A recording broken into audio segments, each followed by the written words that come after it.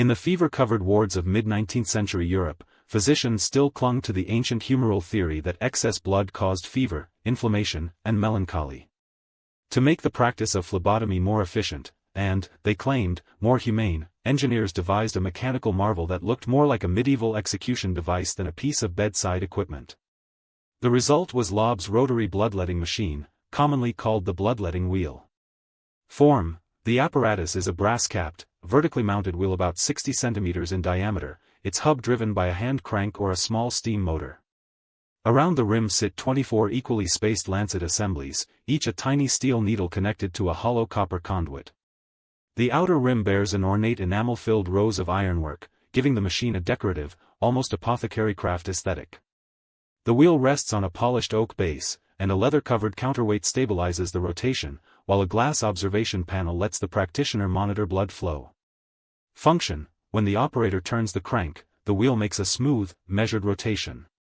At each quarter turn a cam lifts a lancet, allowing it to pierce a pre-marked vein on a patient's forearm or ankle. The copper conduits channel the blood into a sterile collection jar positioned beneath the wheel. Because all lancets withdraw simultaneously, the device can draw a prescribed volume of blood in seconds, minimizing the need for repeated manual incisions and reducing the risk of inconsistent cuts. In theory, the uniformity improved therapeutic outcomes and spared patients the prolonged, painful episodes of traditional bloodletting. Aesthetic: the machine's visual language combines the industrial bravura of the early Victorian age with an ornamental flourish typical of medical instruments of the period.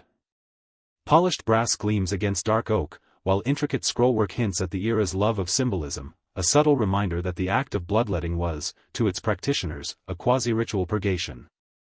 The sheer size and rotating motion give it a quasi-carnival presence, striking fear into both the patient and observer, which is why contemporary diaries describe it as a terrifying wheel of salvation. Legacy: though the humoral theory soon fell out of favor, the bloodletting will survive into the early 1900s as a teaching tool and a curiosity in medical museums. Its legacy endures as a stark illustration of how the drive for efficiency can produce technology that looks horror-laced, even when its intention was to help.